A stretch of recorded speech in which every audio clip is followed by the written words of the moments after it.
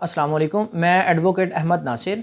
आज का हमारा चैप्टर है गार्डियनशिप सर्टिफिकेट क्या है, इसकी कितनी इकसाम है और आया कि अगर कोई गार्डियन मुकर्रर होना चाहता है तो वो किस तरह से और किन किन सूरतों में गार्डियन क्या हो सकता है, मुकर्रर हो सकता है। तो चैप्टर शुरू होने से पहले अगर आप हमारे चैनल पर नए हैं तो काइंडली इसको सब्सक्राइब कर दें ताकि आने वाली तमाम वीडियोज़ का नोटिफिकेशन आप तक टाइमली पहुँच सके। देखें, एक बात याद रखें कि कस्टडी का केस वो पेरेंट या वो माँ या बाप फाइल कर सकती है जिसके पास बच्चे की जो कस्टडी है ना हो, जबकि गार्डियनशिप सर्टिफिकेट का केस वो पेरेंट फाइल करेगा जिसके पास बच्चे की कस्टडी हो। यानी हम इन शॉर्ट में ये कह सकते हैं कि जिसके पास बच्चे की यानी कि माँ हो या बाप हो। अगर माँ के पास बच्चे की कस्टडी है यानी कि बच्चा माँ के पास है तो वो गार्डियनशिप सर्टिफिकेट केस फाइल कर सकती है, जबकि जो बाप है उसके पास तो बच्चे की कस्टडी नहीं है तो वो क्या करेगा, कस्टडी का केस क्या करेगा, फाइल करेगा।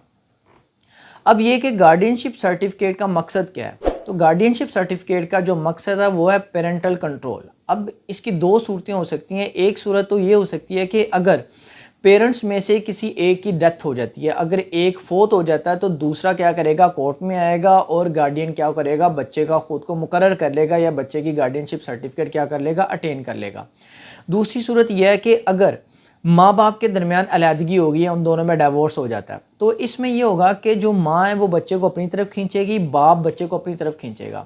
तो जिस पेरेंट के पास बच्चा होगा वो अदालत में जाएगा, बच्चे को वहाँ पे प्रोड्यूस करेगा और बच्चे का क्या कर लेगा, गार्डियनशिप सर्टिफिकेट अटेन कर लेगा। गार्डियनशिप सर्टिफिकेट की चंद इकसाम है। हमने अक्सर देखा है कि ये नेचुरल गार्डियन है, ये लीगल गार्डियन है या ये टेस्टामेंट्री गार्डियन है। तो ये सब गार्डियन क्या है, तो देखें, नेचुरल गार्डियन जो है वो वालिद है, क्योंकि फाइनेंशियल तौर पे जो बाप है वो बच्चे को क्या करता है, माइनर को सपोर्ट करता है। तो इस वजह से जो नेचुरल गार्डियन है वो बाप है, जबकि लीगल गार्डियन में माँ हो सकती है, बाप हो सकता है या दादा दादी नाना नहीं, यानी कि कोई भी जिसको अदालत मुकर्रर करे, जिसको कोर्ट मुकर्रर करे, वो लीगल गार्डियन है। इसके अलावा एक होता है टेस्टामेंट्री गार्डियन, यानी कि जो वसीयत के ज़रिए से गार्डियन मुकर्रर हो। जैसे कि एक बाप है वो मरने लगा है, मरने से पहले वो वसीयत कर जाता है कि जो मेरा बच्चा है, इसका जो मेरा माइनर है, इसका जो गार्डियन है, इसको मेरे भाई को बना दिया जाए या मेरे भांजे को बना दिया जाए या मेरे बाप को बना दिया जाए वगैरह वगैरह। या बिल्कुल इसी तरह अगर एक माँ है वो मरने लगी है, मरने से पहले वो वसीयत कर जाती है कि भाई मेरी बहन को या मेरे फ़लाँ रिश्तेदार को मेरे बच्चे का क्या कर दिया जाए, गार्डियन बना दिया जाए, तो इसे हम क्या कहते हैं, टेस्टामेंट्री गार्डियन। तो यहाँ पे एक सवाल पैदा होता है कि गार्डियनशिप सर्टिफिकेट का मकसद क्या होता है। तो देखें, हमारी मिनिस्ट्री ऑफ इंटीरियर ने ना कुछ कानून वाज़ा कर दिए हैं। अब कोई भी पेरेंट जो है जिसके पास सोल कस्टडी है माइनर की, वो आउट ऑफ कंट्री मूव नहीं कर सकता जब तक कि उसके पास लीगल गार्डियनशिप ना हो, या ये कि जो गवर्नमेंट डॉक्यूमेंट्स हैं, यानी कि बर्थ सर्टिफिकेट हो गया, बेफार्म हो गया, पासपोर्ट हो गया या स्कूल वगैरह के अंदर एडमिशन वगैरह, उसके लिए भी क्या होना चाहिए, लीगल गार्डियनशिप होना चाहिए। यानी कि ये उस वक्त ज़रूरी होता है जब माँ बाप के दरमियान सेपरेशन हो जाए या माँ बाप में से कोई एक फोत हो जाए, तब दूसरा जो रिमेनिंग पेरेंट होगा वो क्या करेगा, गार्डियनशिप सर्टिफिकेट अटेन कर लेगा। खैर, अब हम देखते हैं कि गार्डियनशिप सर्टिफिकेट लेने का तरीका क्या है। तो सबसे पहले जिस पेरेंट के पास बच्चे की कस्टडी हो वो दी गार्डियन एंड वार्ड एक्ट 1890 के सेक्शन 7 के तहत क्या करेगा, फैमिली कोर्ट के अंदर एक दावा दायर करेगा गार्डियनशिप सर्टिफिकेट का। अब मैं यहाँ पे आपको बताता चलूँ कि गार्डियनशिप सर्टिफिकेट भी दो किस्म के होते हैं। एक होता है बच्चे की ज़ात से रिलेटेड, माइनर की ज़ात से रिलेटेड, दूसरा होता है माइनर की प्रॉपर्टी से रिलेटेड। अगर बच्चे की ज़ात से रिलेटेड ही आपको गार्डियनशिप सर्टिफिकेट चाहिए तो आप सिर्फ बच्चे की ही डिटेल देंगे। अगर आपको उसकी प्रॉपर्टी से रिलेटेड भी गार्डियनशिप सर्टिफिकेट चाहिए देन आप उसकी जो प्रॉपर्टी यानी जो विरासती उसकी ज़मीन है जो उसके नाम पे है बच्चे के, आप उसकी पूरी डिटेल क्या करेंगे, उस दावे के अंदर मेंशन करेंगे, उस दावे के अंदर लिखेंगे और उसको फैमिली कोर्ट के अंदर क्या कर देंगे, फाइल कर देंगे। अब जैसे ही वो दावा फैमिली कोर्ट के अंदर दायर किया जाएगा तो बिल्कुल एज़ यूजुअल दूसरे दावों की तरह कोर्ट क्या करेगी, सबसे पहले दूसरी पार्टी को क्या करेगी, समन करेगी, नोटिस करेगी। और यहाँ पे मैं एक चीज़ बताता चलूँ कि इस दावे के अंदर आप पार्टी किसको बनाएंगे, एक तो आप अवामुन नास को बनाएंगे, दूसरा ये कि जो दूसरा उसका बच्चे का करीबी रिश्तेदार है, यानी कि अगर बच्चे माँ बाप के अंदर सेपरेशन हो चुकी है तो अगर माँ के पास बच्चे की कस्टडी है तो माँ गार्डियनशिप सर्टिफिकेट के लिए केस फाइल कर रही है तो वो बाप को भी क्या बनाएगी, पार्टी बनाएगी। अगर बाप फोत हो चुका है तो माँ क्या करेगी, बच्चे के दादा दादी को या करीबी रिश्तेदारों को क्या करेगी, पार्टी बनाएगी। बिल्कुल बाप भी इसी तरह करेगा। अगर माँ जिंदा है तो माँ को पार्टी बनाएगा, अगर माँ फोत हो चुकी है तो माँ के पेरेंट्स वगैरह को भी, करीबी रिश्तेदारों को क्या करेगा, पार्टी बनाएगा, ताकि कल को किसी को कोई एतराज़ ना हो। जिसको भी एतराज़ है वो आए और कोर्ट के अंदर क्या करे, कंटेस्ट करे। खैर, तो फिर कोर्ट क्या करेगी, सिंपल दूसरी पार्टी को नोटिस करेगी। दूसरी पार्टी अगर आ गई तो उसका मौक़िफ़ सुना जाएगा। अगर दूसरी पार्टी ना आई तो कोर्ट क्या करेगी, एक्स पार्टी इनिशिएट कर देगी सारा केस ना।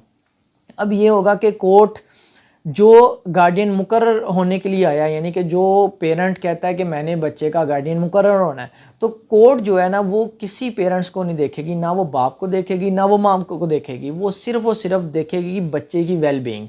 वो ये देखेगी कि जिसको मैं गार्डियन मुकर्रर कर रहा हूँ वो आया कि बच्चे की अच्छी नशोनुमा कर सकता है कि नहीं, वो बच्चे के साथ उसका जो गार्डियन मुकर्रर होने वाला है उसका बच्चे के साथ साइकोलॉजिकल बॉन्ड कैसा है, ये कि फाइनेंशियल स्टेटस उसका कैसा है, वो जिस घर में रह रहा है, जिस माहौल में रह रहा है, आया कि वो माहौल और घर अच्छा है या नहीं है, ये कि जो गार्डियन मुकर्रर होने वाला है उसका जो बैकग्राउंड है वो कैसा है, आया कि वो किसी क्रिमिनल एक्टिविटीज़ के अंदर इन्वॉल्व तो नहीं है, वो कोई हैबिचुअल गैम्बलर या कोई इमोरल एक्टिविटीज़ के अंदर इन्वॉल्व तो नहीं है। तो ये सब चीज़ें कोर्ट देखेगी। कोर्ट इन सब चीज़ों को मद्देनज़र रखते हुए जब कोर्ट क्या हो जाएगी, सेटिस्फाइड हो जाएगी, देन कोर्ट क्या करेगी, जो बंदा आया उसको गार्डियन मुकर्रर कर देगी। अब जैसे ही गार्डियन मुकर्रर किया जाएगा तो यहाँ पे अगर तो ज़ात से रिलेटेड गार्डियन मुकर्रर किया गया है तो उसमें भी कुछ रिस्ट्रिक्शंस हैं। अगर प्रॉपर्टी से रिलेटेड गार्डियन मुकर्रर किया तो उसके अंदर भी कुछ रिस्ट्रिक्शंस हैं। तो सबसे पहले जब गार्डियनशिप सर्टिफिकेट कोर्ट अदालत उसको दे देगी, गार्डियन को दे देगी, तो कोर्ट उससे क्या करेगी, श्योरिटी तलब करेगी कि भाई आया कि मैं आपको गार्डियन मुकर्रर तो कर रहा हूँ, तो कल को आप भाग ना जाएँ, बच्चे की अच्छी से वेलबींग ना करें, तो आप कोई श्योरिटी के तहत हमें क्या करें, कुछ चीज़ जमा कराएं, कुछ प्रॉपर्टी क्या करें, अटैच करवाएं। तो वो गार्डियन क्या करेगा, वो श्योरिटी के तौर पे कुछ प्रॉपर्टी वहाँ पे क्या करवा देगा, अटैच करवा देगा। अब ये कि पहले हम ये बात करते हैं कि अगर ज़ात यानी पर्सनस की हद तक गार्डियनशिप सर्टिफिकेट हो तो जब गार्डियन मुकर्रर किया जाएगा तो गार्डियन को ये पाबंद किया जाएगा कि वो कभी भी बगैर परमिशन टू ट्रैवल लिए वो मुल्क से, कंट्री से क्या नहीं कर सकता, मूव नहीं कर सकता, किसी दूसरी मुल्क में नहीं जा सकता। और ये कि जो फैमिली कोर्ट्स हैं वो डिस्ट्रिक्ट वाइज हैं, तो जो गार्डियन है वो डिस्ट्रिक्ट को छोड़ के भी नहीं जा सकता, यानी कि एक शहर से दूसरे शहर भी क्या नहीं कर सकता, मूव नहीं कर सकता। हाँ, अगर वो वक्ती तौर पे मूव कर रहा है, यानी कि किसी रिश्तेदार को मिलने जा रहा है या किसी मतलब कि शादी वगैरह के अंदर जा रहा है, तब वो कर सकता है। लेकिन बच्चे की वेल बीइंग के लिए अगर वो एक शहर छोड़ के, फ़र्ज़ किया वो इस्लामाबाद जा रहा है, वो कराची के अंदर जा रहा है, तब वो इस तरह नहीं मूव कर सकता जब तक कि वो कोर्ट से क्या ना ले, परमिशन ना ले ले। अब अगर उसने मुल्क से बाहर निकलना है या अपने शहर से दूसरे शहर जाना है तो वो कोर्ट से क्या करेगा, सबसे पहले कोर्ट में एप्लीकेशन देगा और जिस रीज़न के तहत वो मुल्क छोड़ के जाना चाह रहा है या वो शहर छोड़ के जाना चाह रहा है वो कोर्ट को बताएगा।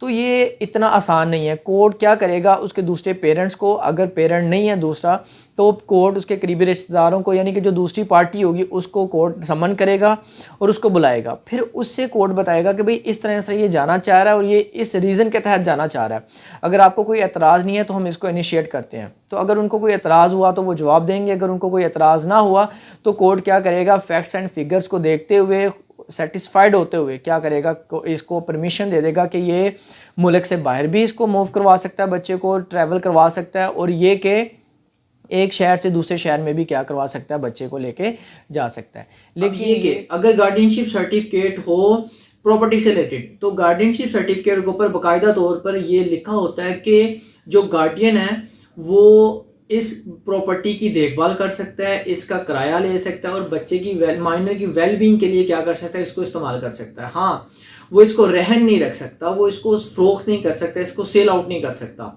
अगर तो उसने इसको फरोख्त करना है, इसको रहन रखना है बच्चे की वेलबींग के लिए, माइनर की वेलबींग के लिए, तो सबसे पहले वो कोर्ट में क्या करेगा, एप्लीकेशन देगा, कोर्ट से परमिशन लेगा, तब ये क्या कर सकता है, वो स्टेप ले सकता है। अदरवाइज वो अपनी ज़ात से अपने खुद से या बच्चे से पूछ के ये स्टेप बिल्कुल भी नहीं ले सकता। और ये अक्सर क्वेश्चन ये पैदा होता है कि भाई जो ये गार्डियनशिप सर्टिफिकेट है ये हम कहाँ पे केस फाइल कर सकते हैं। तो अगर तो ज़ात से रिलेटेड है तो वो कहीं पे भी आप फाइल कर सकते हो, यानी कि किसी भी शहर में जहाँ पे बच्चा जो माइनर रह रहा हो वहाँ पे आप क्या कर सकते हो, केस फाइल कर सकते हो। जबकि अगर प्रॉपर्टी से रिलेटेड गार्डियनशिप सर्टिफिकेट लेना है तो जिस डिस्ट्रिक्ट की प्रॉपर्टी होगी आपने उसी डिस्ट्रिक्ट के अंदर क्या करना है, केस फाइल करना है। और एक क्वेश्चन ये भी है कि हमारे यहाँ ये होता था कि पहले एक हायरार्की बनी होती थी कि फर्स्ट के अगर बाप फोत हो जाए तो जो गार्डियनशिप है वो सर्टिफिकेट वो माँ को मिलेगा, अगर माँ फोत हो जाए तो गार्डियन मुकर्रर हो जाती थी माँ नाना नानी, उसके बाद दादा दादी, फिर लड़की की जो माँ वालदा उसकी बहनें वगैरह। तो एक हायरार्की बनी होती थी। लेकिन आजकल एपेक्स कोर्ट्स ने क्या कर दिया, एक लाइन ड्रा कर दी है, वो उनके एपेक्स कोर्ट्स के मतलब नई जजमेंट्स के मुताबिक सबसे पहले ये देखा जाएगा कि जो बच्चा है उसका साइकोलॉजिकल बॉन्ड किसके साथ सबसे ज़्यादा है। अब फर्ज किया कि माँ बाप के दरमियान सेपरेशन हो जाती है, अलग हो जाती है। अब एक बच्चा है वो 5-7 साल माँ के पास रहता है, माँ फोत हो जाती है तो बाप आ जाता है कि भाई देखो मैं बच्चे का नेचुरल गार्डियन हूँ, मुझे बच्चे की कस्टडी दी जाए। अब कोर्ट सबसे पहले ये देखेगी कि जो बाप आया कि वो उसने अपने बाप होने का हक अदा किया है कि नहीं। जो 4-5 साल बच्चा उससे दूर रहा है, माइनर अपनी माँ के पास रहा है, आया कि जो बाप है वो फाइनेंशियली तौर पे इनको सपोर्ट करता रहा है कि नहीं, बच्चे की देखभाल करता रहा है कि नहीं वगैरह वगैरह। तो वो इन सब फैक्टर्स को देखेगी। अगर तो बाप जो है वो इन सब चीज़ों को फुलफिल नहीं कर पाया तब वो कभी भी बाप को उसकी गार्डियनशिप सर्टिफिकेट उसको कभी भी नहीं मिलेगा, उसकी गार्डियनशिप उसको कभी भी नहीं मिल सकती। तो इन शॉर्ट ये है कि गार्डियनशिप सर्टिफिकेट में कोर्ट देखेगी कि बच्चे की वेलबींग किस तरफ है, माइनर की वेलबींग किस तरफ है, उसके तहत क्या करेगी, कोर्ट फैसला करेगी। ये जो हायरार्की है इसको अब ज़्यादा मद्देनज़र नहीं रखा जाता। अब ये कि अगर पेरेंट्स जिंदा हों तो किसी दूसरे यानी कि मामू को, चाचू को या किसी कज़न वगैरह को बच्चे की गार्डियनशिप मिल सकती है कि नहीं। तो देखें टेक्निकली ना ये एक अडॉप्शन के तहत अडॉप्शन में आता है। तो आपको पता है कि अडॉप्शन जो है वो हमारी शरीयत और पाकिस्तानी कानून के तहत क्या है, इसमें कोई स्पेस नहीं है, यानी कि हमारी शरीयत भी अडॉप्शन को नहीं मानती और हमारा पाकिस्तानी कानून के अंदर भी अडॉप्शन का कोई तस्वर नहीं है। तो अब होता ही है कि पेरेंट जो मामू हैं या चाचू हैं वो अब्रॉड रहते हैं, किसी दूसरे मुल्क रहते हैं। तो पेरेंट्स क्या करते हैं कि बच्चे की वेलबींग के लिए उसको, चाचू को, मामू को या कज़न को क्या कर देते हैं, बच्चे का गार्डियन मुकर्रर कर देते हैं ताकि बच्चा क्या हो जाए, बाहर चला जाए और अच्छी तालीम हासिल कर सके वगैरह वगैरह।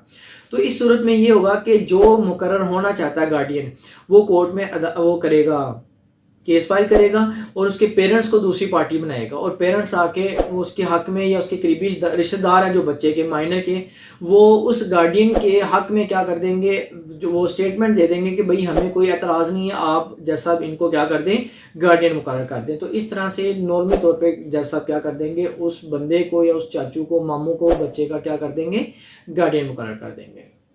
अब एक सवाल ये पैदा होता है कि आया कि जॉइंट गार्डियनशिप सर्टिफिकेट की प्रोविजन पाकिस्तानी लॉ के अंदर है कि नहीं। तो बिल्कुल हमारे पाकिस्तानी लॉ के अंदर जॉइंट गार्डियनशिप सर्टिफिकेट की भी प्रोविजन है, लेकिन अनफॉर्चुनेट ये है कि जब पेरेंट्स के दरमियान अलहदगी होती है, इन दोनों में सेपरेशन होती है या इन दोनों में डाइवोर्स होती है, तो ये दोनों ग्रज में आ जाते हैं। तो ये क्या करते हैं, जो पेरेंट्स है, बाप है वो बच्चे को अपनी तरफ खींचेगा, माँ बच्चे को अपनी तरफ खींचेगी। तो इन जो बच्चा जिसके पास होगा वो फ़ौरन से पहले जाके गार्डियनशिप सर्टिफिकेट क्या कर लेगा, अटेंड कर लेगा।